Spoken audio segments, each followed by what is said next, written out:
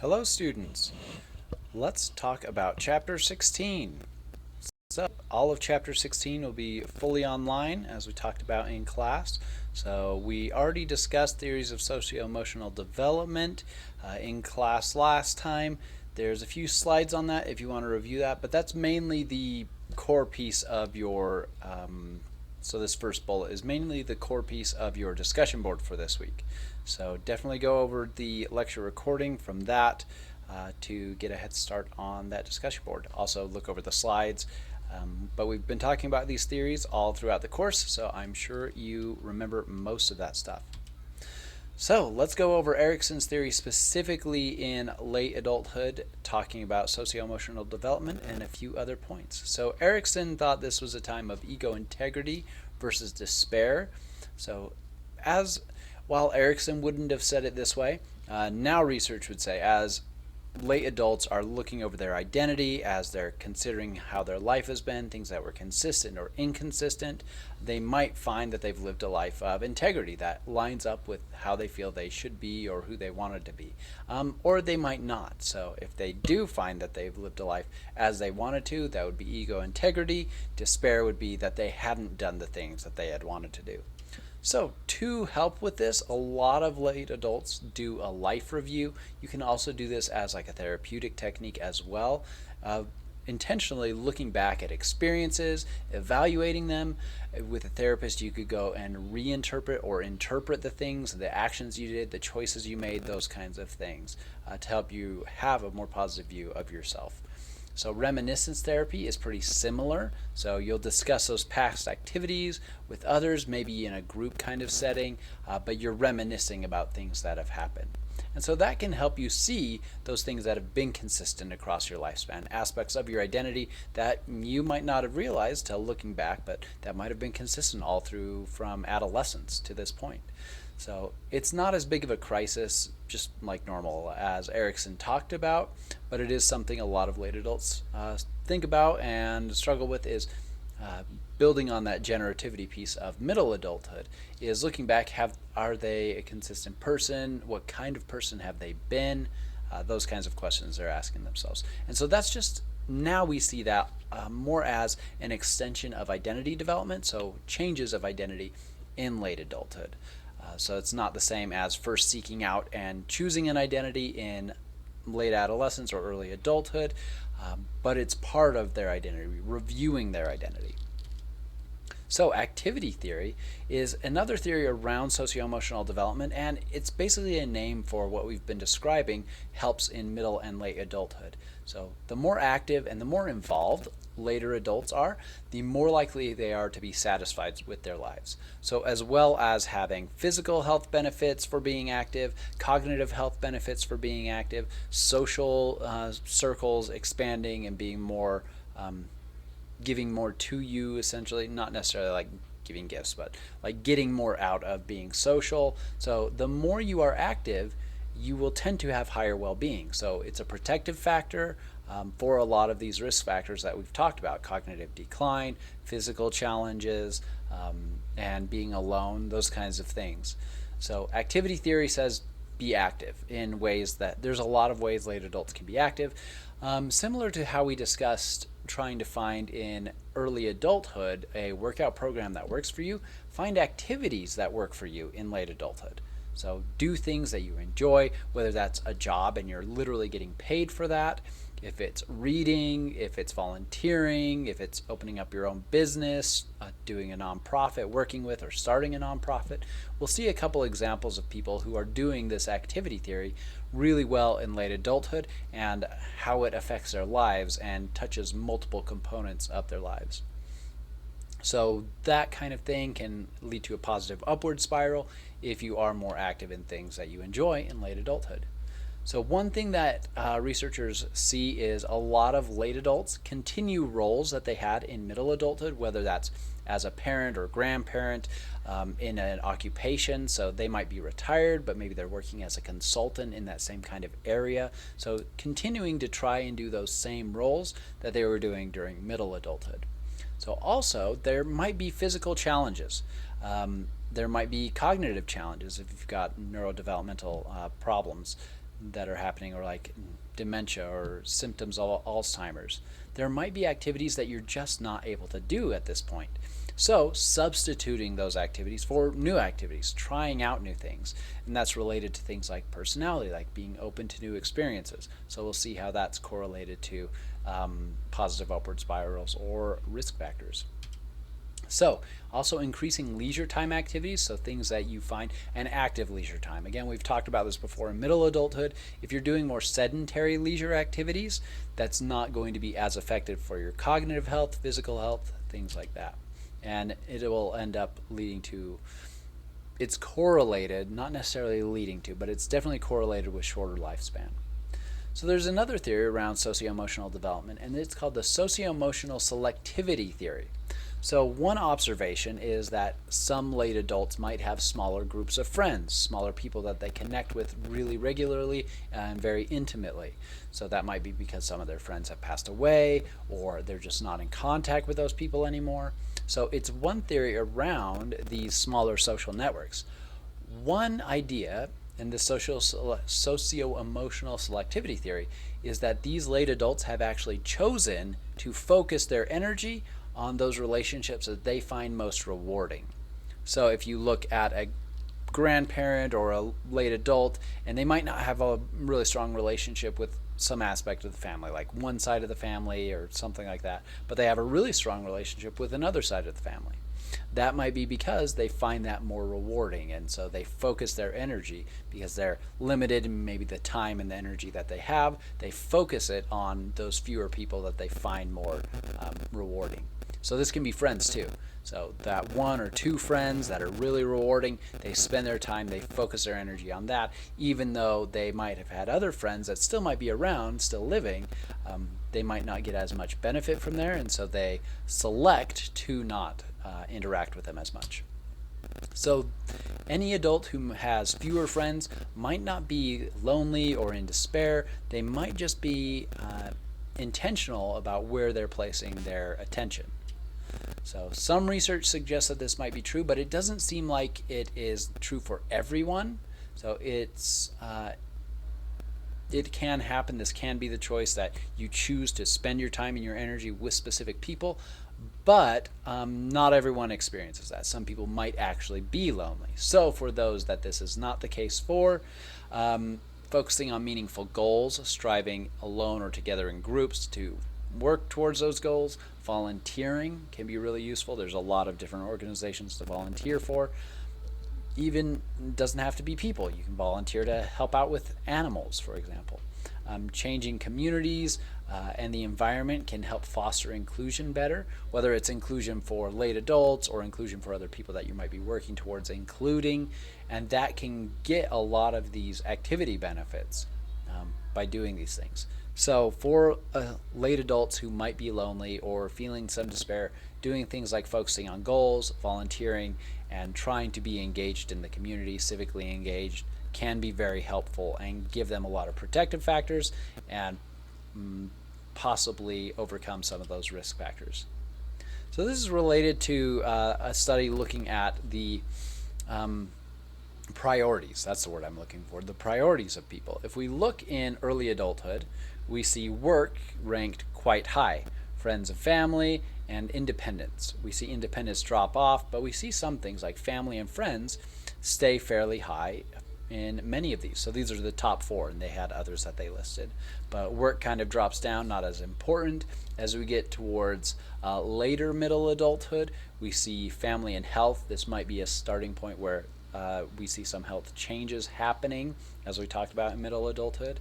As we jump into the transition point between middle and late adulthood, we see family and health and cognitive fitness being very important. And then towards late adulthood and into becoming a centenarian, a person who's living over 100, we see health and family becoming really important. And so we see also that little bit of Erikson, so that ego integrity versus despair, thinking about life, looking at your identity over time, as well as your cognitive fitness. So those cognitive training games, Sudoku, doing things that engage your mind, those are really, really essential as we get into middle and late adulthood, the end of middle adulthood as well as late adulthood. But like we've talked about, if you want to work on cognitive capacities, you can do that at any time. You can improve them now all the way to till the day you die, unless it's something like dementia. And even in that case, it's a protective factor to slow the progression of these diseases.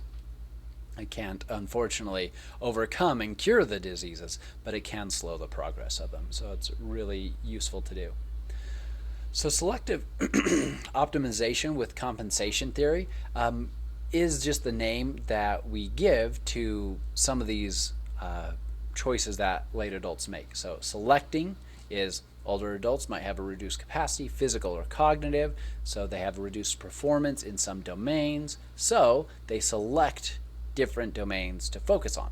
So hobbies, jobs, things that the relationships that are important to them. Optimization is trying to maintain the level of capacity they have in some areas. So maybe their legs are still working really great, so they focus on optimizing that. They take walks every day, maybe even jogging or something like that. Or they try to keep their hearing. They optimize the hearing that they have with hearing aids, maybe cognitive trainings. And then compensation, you might need to compensate for some capacities, whether it's cognitive or physical, that are too far gone. So using a walker or crutches or a wheelchair or something like that is one way to compensate for capacities that have been lost, as an example. So hearing aid could fit in there too.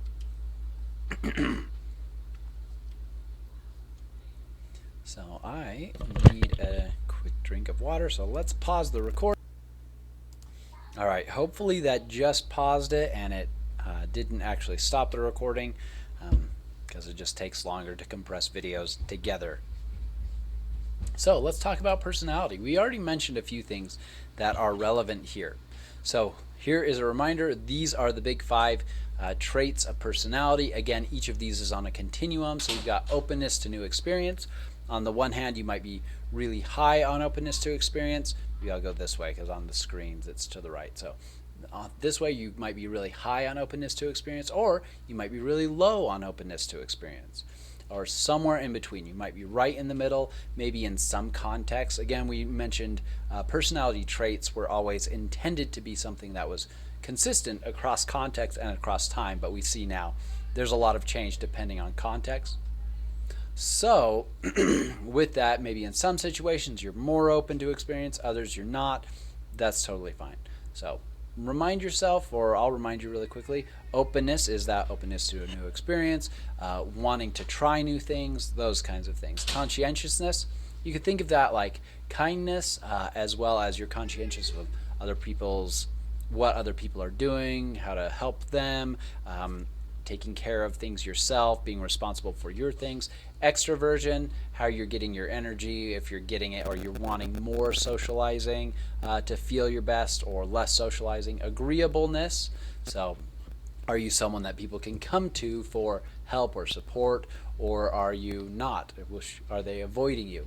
And then neuroticism is like your mental stability. So do you have a lot of emotions changing very frequently? You might be high on neuroticism, or not very many mood swings, might be lower. So just a quick reminder of these personality traits, and those are the ones we're going to focus on because again, it's one of the most popular or well used models of personality right now. So high conscientiousness predicts lower mortality risk all the way from childhood through late adulthood. So the more conscientious you are, it's correlated. Again, it's not saying it's a causal variable here. It says it's correlated to lower mortality risk, so lower risk of dying. High neuroticism,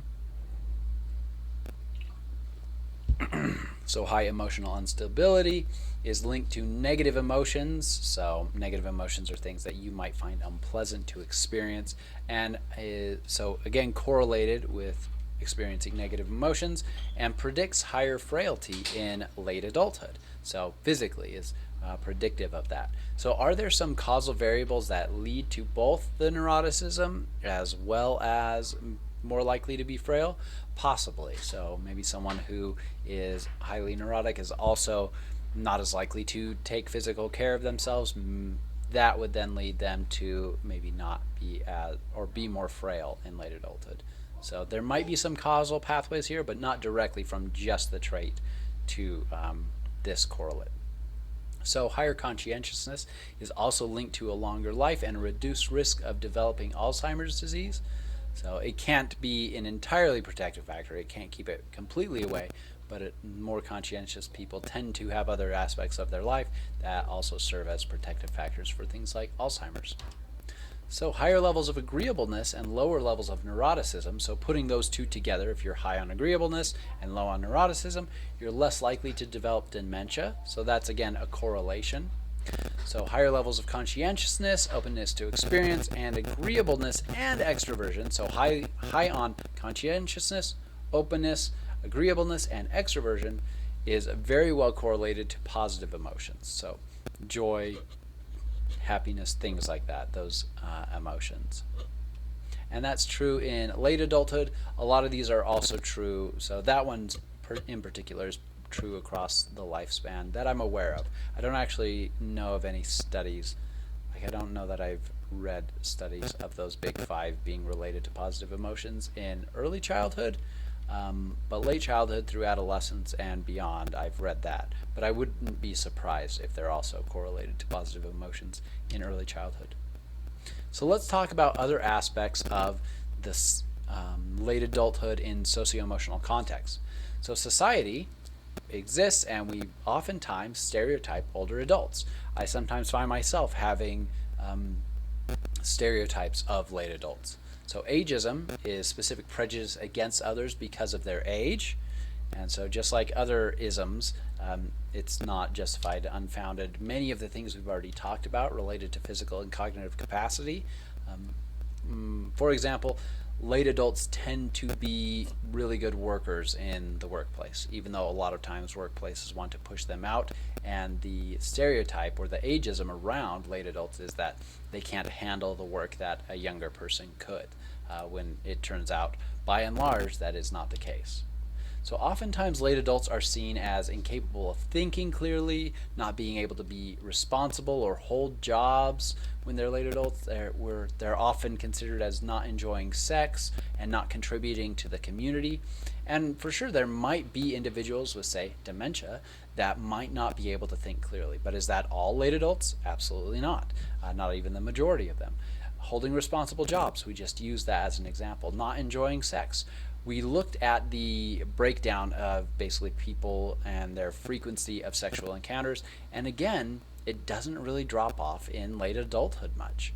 So it's still about 30% of people wanting to and having sex a few times a week, and then about 30% of people having sex a few times a month, and then about 30% having sex a few times a year to not at all.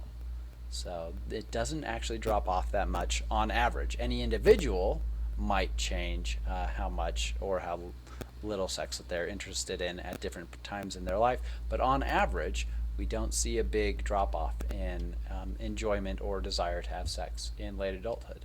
So another thing is not contributing to the community, and because of ageism, there might not be as many opportunities for a late adult to contribute to the community. Maybe they're not given a place on the board of an organization, or they're not given a place to volunteer and to actually help and support.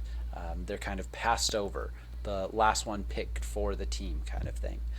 So while they might be capable and wanting to engage in the community, because of ageism, might not allow a late adult to. And so that's a difficult thing. So there's also policy issues around aging in society. So this is related to ageism, but also goes beyond that. So with that, there is concern also that the U.S. economy can't bear the burden of older people who have been working, might not be working anymore after they retire, but are still consuming or maybe not consuming as much. So there's always worries about that. Healthcare, a lot of healthcare costs overall in any location goes towards older folks, which makes a lot of sense. We see bodies breaking down the further into late adulthood that we go. So healthcare is going to be more of a necessity. So many late adults suffer from one or possibly more chronic diseases.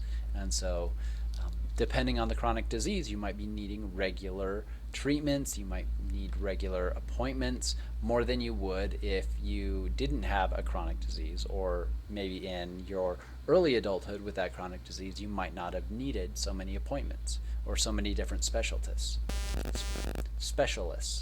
Yeah. So with this, elder care is the physical and emotional. So elder care is taking care of someone who's in late adulthood, and that can be a physical and emotional burden for family members. So, but yeah, this is simply the definition of elder care. But it can be a challenge for middle adults who might be taking care of their late adult parents, especially if there is something like dementia that can make it a lot more difficult in that kind of situation.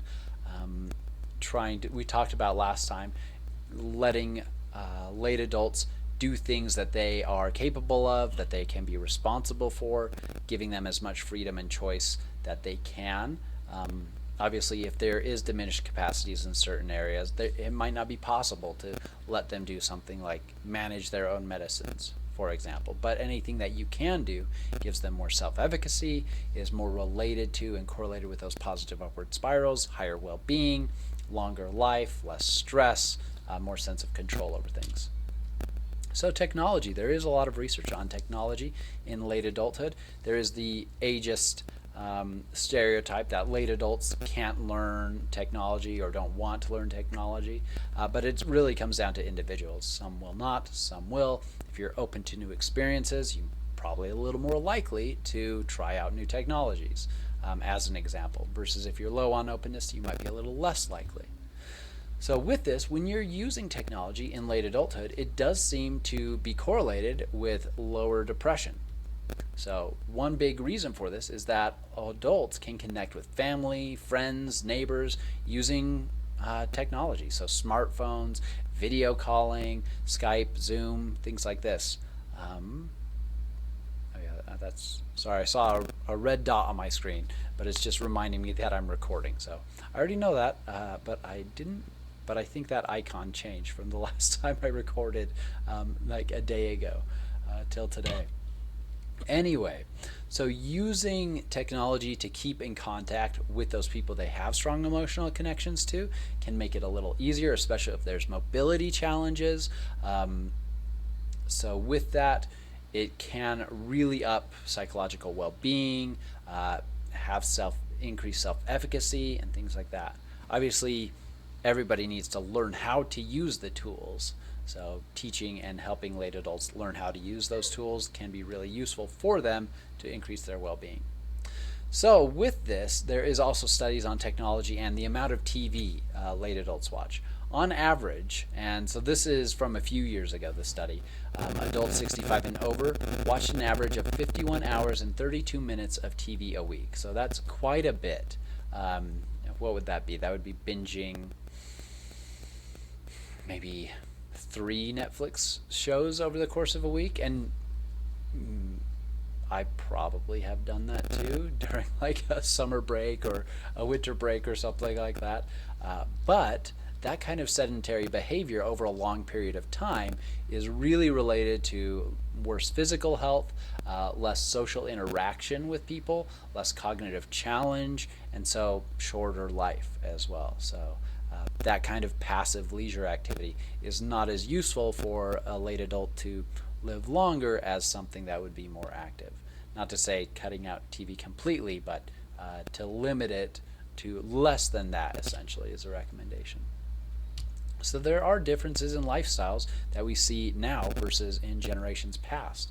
So with this, in 2016, about 58% of U.S. adults over 65 were married. Marital satisfaction tends to be greater in older adults than middle-aged adults. And we talked about this as well, that middle adults who were married tended to rate it as more satisfactory than even early adults. So some of those early adults probably got divorced by the time they got into middle adults. So those couples that stayed together probably have some things figured out and how to work together, show love to each other, be intimate, be romantic, So I'm trying to remember the terms for the triarchic theory of love. So we've got commitment, we've got intimacy, and we've got, is it passion? Wanting to be physical with the person. I can't remember the term offhand that it uses. I could just look it up, but that's okay. I think everybody knows what I'm saying. So with this, retirement can often alter the couple's lifestyle. If one or both of them retire, now they're at home more, maybe they have more time for leisure activities, things that they might want to do. So older adults who are married or partnered are usually happier and tend to live longer than those who are single. So part of that's causal. So if you have another person that's frequently with you, a partner that can check up on your health, support you if you're getting sick, remind you, help take care of you, those kinds of things, that can help decrease stress, prolong life. So married LGBTQ individuals as well that are 50 years old and over also report better quality of life, more economic resources, more social resources than LGBTQ individuals who are not, who are partnered but unmarried. So it seems like marriage gives additional supports oftentimes, just even based on laws. U.S. society is very marriage oriented, and so resources from the other individual when married tend to be higher, tend to have less stress, things like this. So assuming the relationship is good and positive, which again, on average, they tend to be here in late adulthood. So with this, this doesn't mean that there are not divorces or people who have been divorced in late adulthood. So in 2015, 13% of women and 11% of men 65 and older in the U.S. were divorced or separated. So divorce, especially in late adulthood, can have a lot of financial consequences, physical consequences, and social consequences. So you might lose some friends in the divorce, for example. You might have less money now that you're not partnered with someone and sharing those financial resources. You might not have that person to watch out for your physical well-being after the divorce. So remarriage is also increasing. So with that, there are rising divorce rates, so more people are divorced. People are living longer. So if you get divorced and you still know you've got 20 years left of your life, why not find another partner to spend that time with? So living longer means you can have another relationship, a long-term relationship. Having better health makes it easier to go about doing things like dating and socializing. So all of those are related to that. So there are also a lot of older adults who, rather than getting married, choose to cohabit instead. So with that, in 2016, approximately 3% of older adults were cohabiting. I would assume the trend has been this number's been going up. So even though I haven't actually looked this one up, I would assume that this has gone up as well. So this does have some correlational and probably some causal variables for increased psychological well-being for men, and that seems to be in stronger correlations than for women. So with this, older adults do tend to have fewer attachment relationships than younger adults.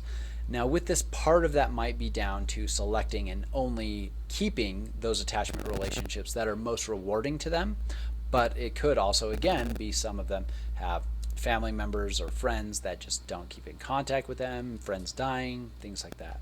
So with that, with increasing age, attachment anxiety does tend to decrease. So not having that many attachment relationships doesn't seem to bother or make late adults as anxious about things. Oh, I didn't realize that key would turn off the screen. I just hit the wrong key, and that's a useful tool though to know in the future. So in late adulthood, attachment security is associated with greater psychological well-being, greater physical well-being than attachment anxiety. Makes sense. So if you have some secure attachments in late adulthood, you're probably going to tend to be healthier, probably going to be more engaged with some people than if you had an anxious attachment. So this is one of those examples of, like, go back and look in your notes for every time that we've talked about attachment. This is why it'd be really great if there were better note apps that could read handwriting and things, so you could just scan in your notes and then like search. There are programs that do it, but they're kind of clunky. I haven't found a really good one.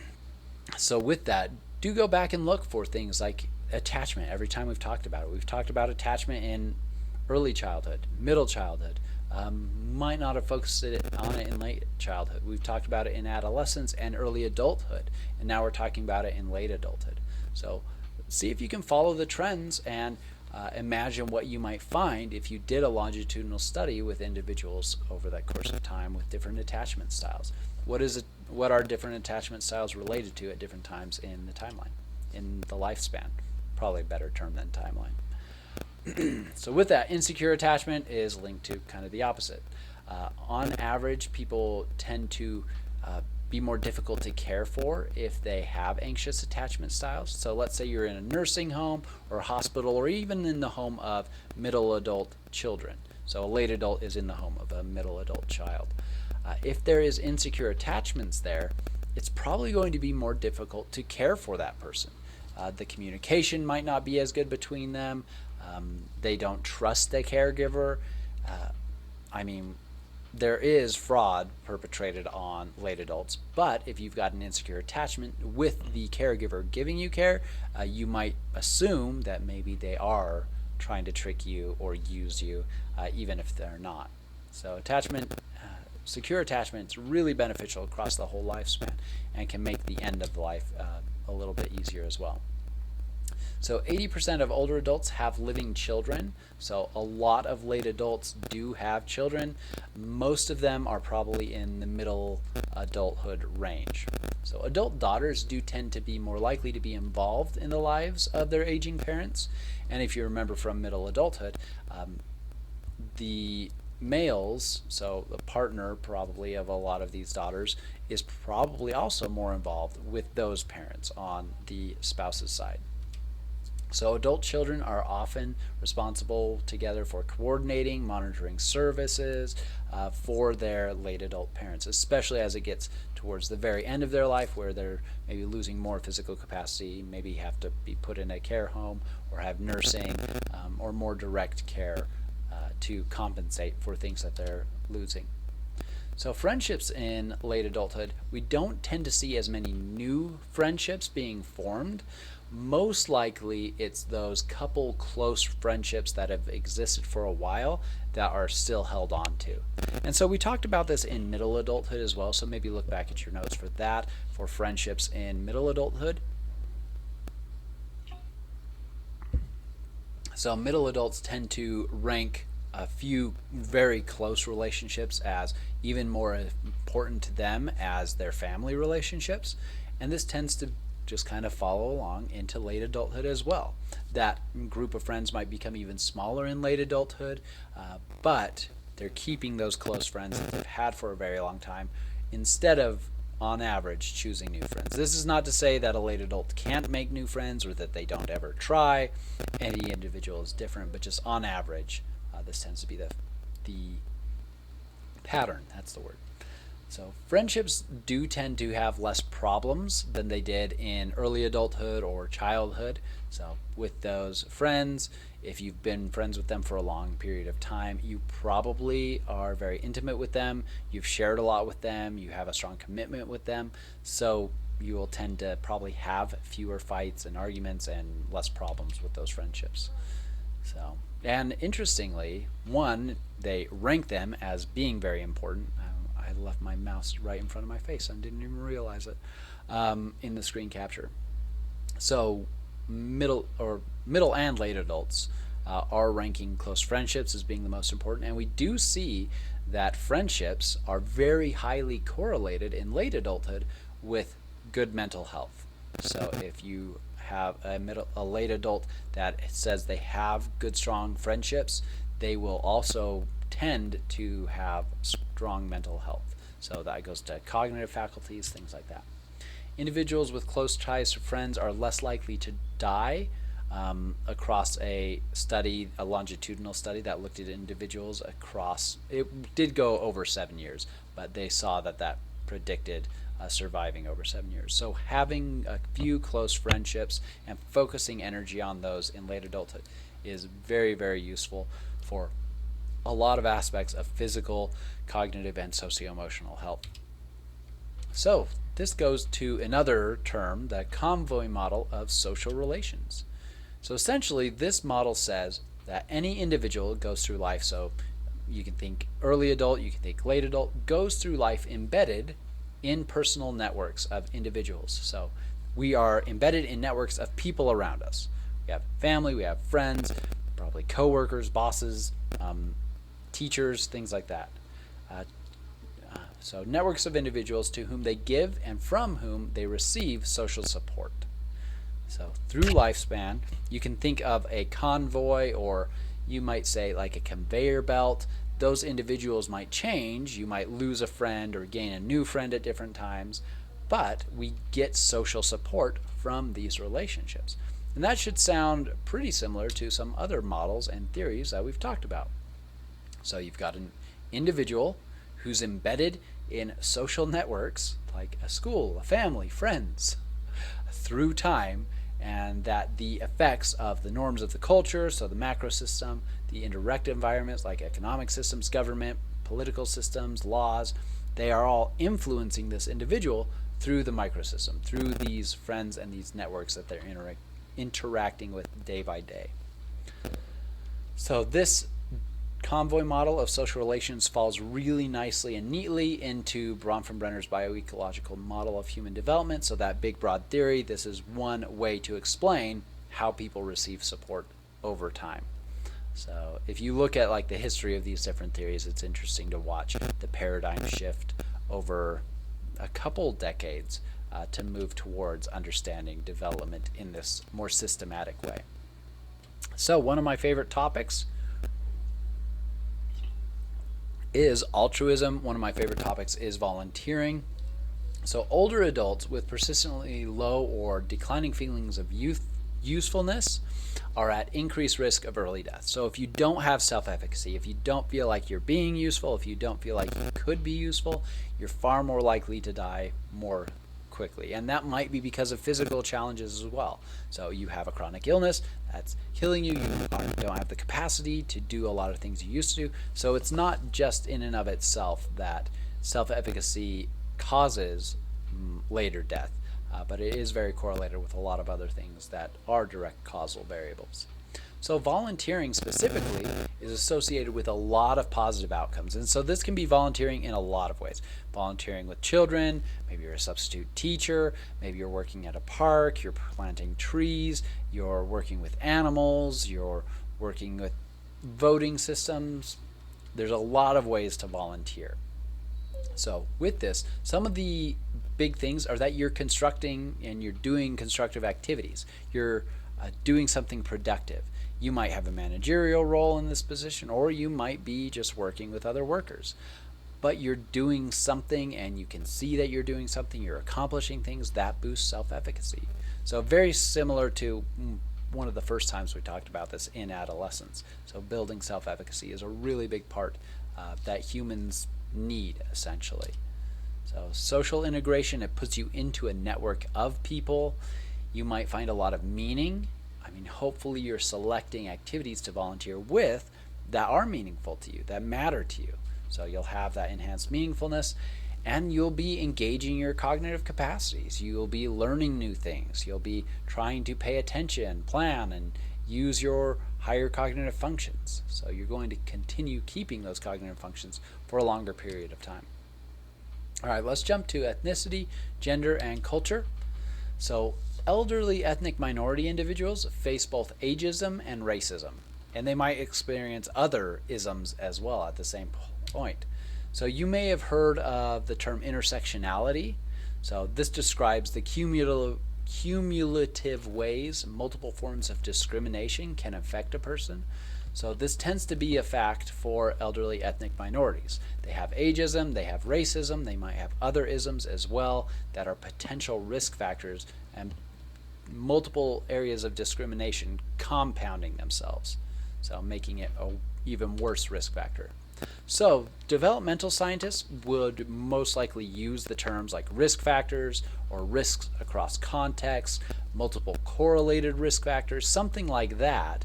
But this is the same idea. So this is like the scientist language, and this is the language I hear from lay people talking about this point is the term intersectionality. So when we're talking about that, it's the same thing, just using different terms. So again, elderly ethnic minority individuals face often ageism as well as racism. So Black and Latinx Americans are overrepresented in poverty statistics. So a lot of individuals who are elderly and Black or Latinx Americans are in poverty, and that's a huge risk factor in and of itself. So you've got all of those challenges piling on. So it makes it more likely that you'll become ill and less likely to receive treatment because there's maybe not as many treatment options available. Maybe you have to work still to be supporting yourself. You can't retire, can't heal, can't go and see the doctor. And these are real experiences that people are facing every single day. So you might never be able to reach the eligible age for Social Security or Medicare benefits because of all the other contextual factors lead it so that you have people dying before they can get Social Security or Medicare.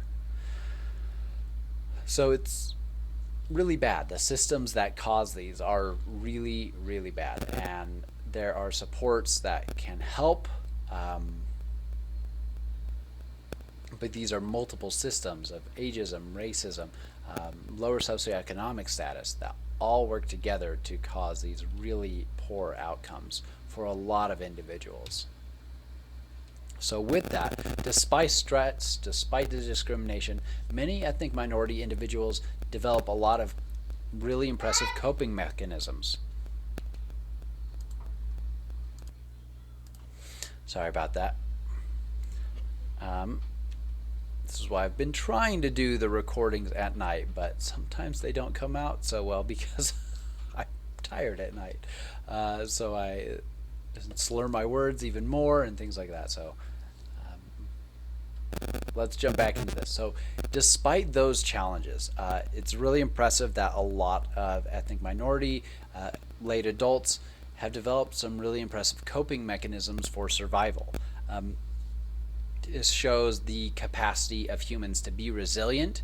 Do I wish as a positive psychologist we didn't have to rely on resilience to keep people from dying early and to bounce back? Yeah, I would prefer that we didn't have to rely on resilience or encourage that. I think that it would be better to change things so that people didn't have to have so many combined risk factors on them, so they could have better well-being and not have to rely on learning these kinds of coping mechanisms. But it is impressive. It is really great that they do learn these things. So this is called the happiness paradox, that while they have so many risk factors, they can still have a lot of positive upward spirals and happiness. So a lot of people that are ethnic minority late adults are relying a lot on their extended family networks. So churches, for example, are a source that a lot of late adults go to get these kinds of supports as well. So they create things within their community, or their community creates things to directly impact these late adults who are facing so many risk factors in their late adulthood. So one aspect of gender that's interesting in your book, I did want to point this out, is that older men do seem to become more nurturing or sensitive in late adulthood. Women don't seem to appear to become more assertive or dominant in late adulthood. So your book actually refers to this nurturing or sensitive as being more feminine, and this more assertive or dominant as masculine. I'm really surprised to still see that referred to that way, rather than the actual things that they were measuring were being nurturing or sensitive or assertive or dominant. You'll see that in a lot of older research papers, calling those kinds of things like feminine or masculine. It's a little less common now because we realize that's not true across genders. So with that, older adult females face both ageism and sexism.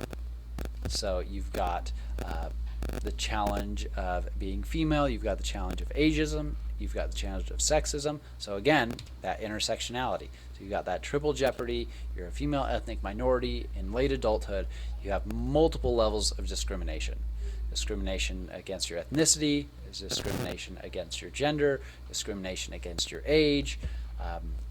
Again, multiple risk factors adding up is higher likelihood of poor outcomes.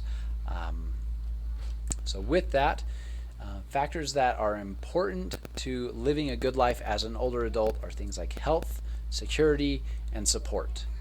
So the more, even with these risk factors, even with these challenges, if you have the capacity in the neighborhood with your social supports to have more health, to have more security, to have support and lower stress, these are some of the biggest things that can help a late adult live longer and happier with higher well-being, things like that. So some factors are really likely to predict high status for older adults, like having knowledge that other people see as valuable, so they come to you for your expertise in an area. If you have a lot of control over family or community resources, maybe it's a company or an organization or a church or a nonprofit that you started or are really integral in the moving parts of. So engaging in useful or valued functions. That's going to keep you with higher self-efficacy, keep you active, keep you engaged, keep your cognitive capacities up, and then trying to continue your roles throughout your lifespan. So with this, as we get older, most cultures tend to give late adults a little bit more responsibility, allow them to have more authority and advisory capacity, but again, not always. There is a big impact of ageism as well that kind of takes all of those away. But some cultures do a better job at giving that responsibility, authority, and advisory capacity to late adults. So extended families are different across a lot of cultures. So one thing that we've talked about a couple times is a lot of other places in the world, extended families live physically in closer contact with each other. That gives a lot of social supports for late adults. If you're coming to that late adult for expertise, increases their self-efficacy. Some cultures hold more respect for late adults.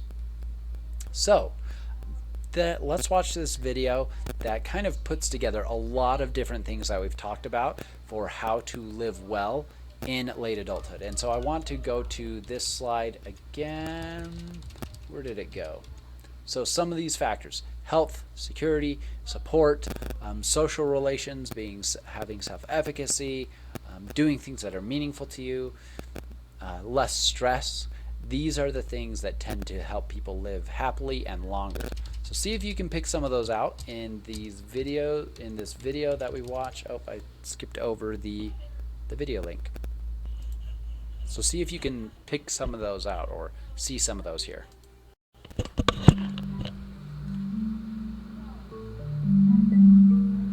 Just a drop of water, and it never talks back to you. That's what I like about it. If you're taking pictures of people, they talk back.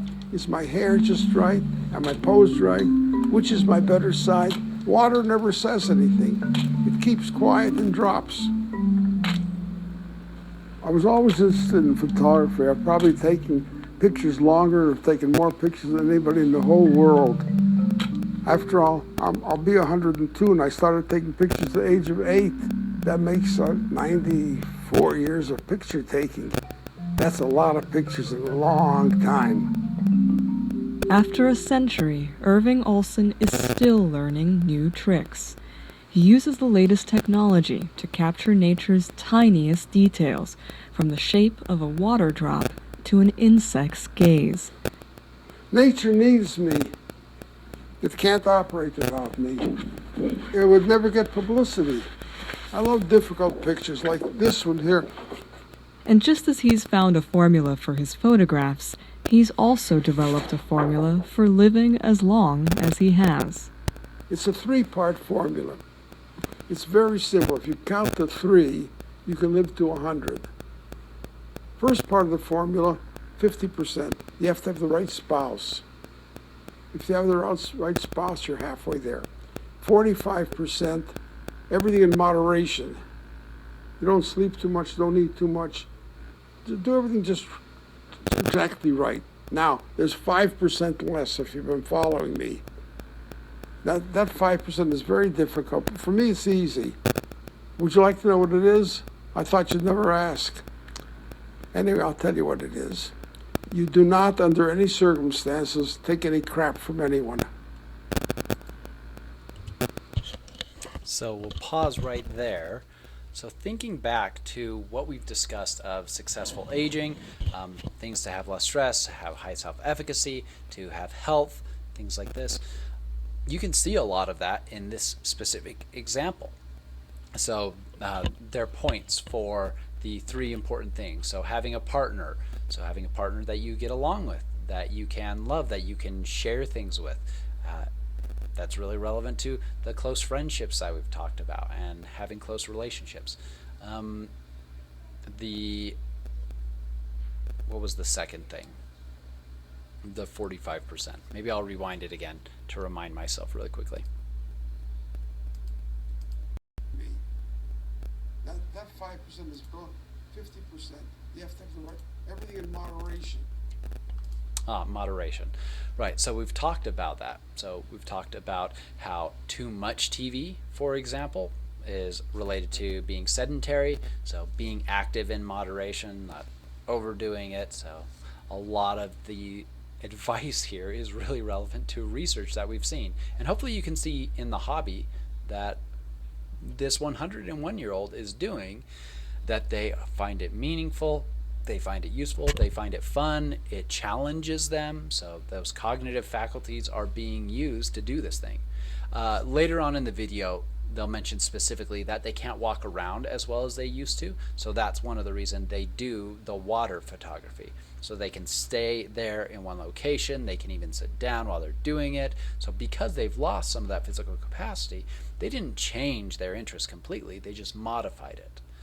So now they're doing the photography that they enjoy and they still find meaning in and being creative, but they have adapted it to the capacities that they have.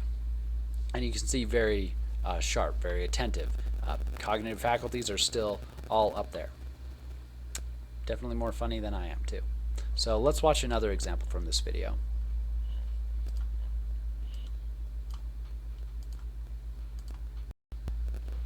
Don't sleep too much, don't eat too much. Do everything just exactly right. Now,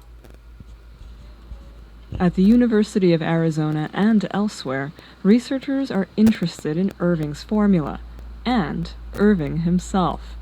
They're studying the oldest people among us to learn the secrets of successful aging. People who are able to maintain high levels of cognitive ability as they age throughout their course of their lifespan can be considered as having achieved successful aging. It's really being able to maintain how you functioned all your life as you age and not having major changes or declines in your cognitive ability as some people can experience. Looking at successful aging, we're really just trying to understand why some people are able to do really well as they age and others not. Genes play an important role, but researchers are learning that other factors may matter just as much. Staying active, eating well, and sleeping enough have all been associated with longer, healthier lives. What may matter most is something that's hard to measure: how we engage with the world. There are some good associational studies that have shown that being engaged, being socially connected is beneficial to your cognitive health and your outcome over life. It goes hand in hand with your cognitive health, is to be emotionally engaged and happy and feeling fulfilled. And those kinds of aspects are just as important in terms of experiencing a good, successful quality of life as you age. It's projected that the elderly community will double over the next several decades. So this is going to become an increasingly important issue, that we understand what are the benefits and what are the causes of difficulties as we age. Because there are going to be more and more people who are going to be experiencing these problems. So it's not only a problem for the individual or the family or the community, but it's also a huge public health issue. Let's say thanks for redoing our webpage. Activist Marian Lupu has always believed that this public health issue demands public action. Almost 50 years ago, she founded the organization that would become the Pima Council on Aging, to give more people a chance to age successfully. When I started, our only service was one nursing home in the community. Most of the social agencies did not serve the elderly, Since then, Marion has seen services grow and attitudes change, but she still recognizes societal obstacles to aging well. In some cultures, aging has a much more reverence than we do here. And I don't know that reverence for the elderly really is as important as just teaching people at a very early age that there will be disabilities and how they overcome them. If we could develop relationships with young people for them to recognize that they will grow old, and what do they want in the community to be there when they are old, and what is it that we need to put in the society that are supports. So I think these are two really great examples of people that are engaged in very different ways. So one, this individual that we saw just now is involved in and has been involved in an organization that works with people who are aging and trying to give them support, to point them towards supports in the community, to build up the community to have more support. So doing anything directly to impact people, and specifically talking about, even though their focus is the care of these elderly people, these people in late adulthood, they're talking about changing the way we see people in late adulthood, understanding what a lot of you understand maybe a little better now after these lessons on late adulthood, is that late adults have a lot of capacities. They still can do a lot of things. And yes, that there might be disabilities. How can you prevent those from happening? You yourself will probably be in late adulthood at some point. What do you want to be in existence when you get to late adulthood? How do you want to be supported? And that late adults are not a group to be forgotten or shuttered away and things like that. So I think it's a really good example of that.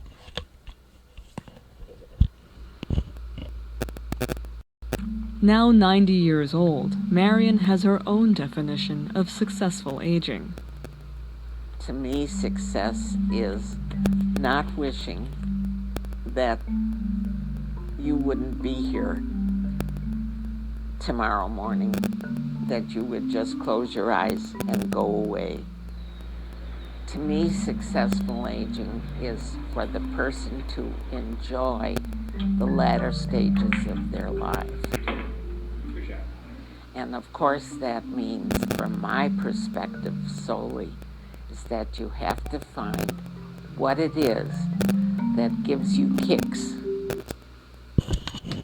And so I think that's a really good way to say it, that for late adults, finding something that gives them kicks, finding something that's meaningful to them, that they can engage with, that they can enjoy, will lead to having higher cognitive capacities, having better physical health, having better socio-emotional relationships, or having more of them, and decreasing stress. So doing something that gives you kicks in late adulthood, and finding those things and continuing them through early adulthood, adolescence, middle adulthood. I know I kind of mixed up those time periods, but starting as early as you can and being engaged in things that are meaningful and enjoyable and that give you kicks is very important in having high well-being and aging well and living well, really, and having that high well-being.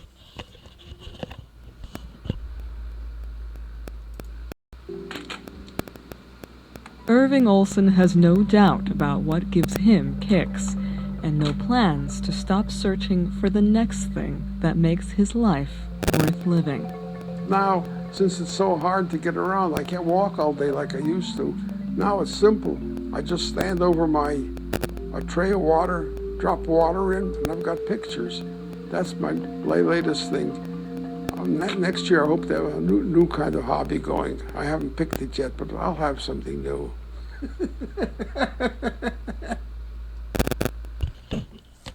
Yeah, and that's a really good point. I think for both of them, you could see, maybe if we look back to the big five, actually maybe I'll just pull those up really quickly.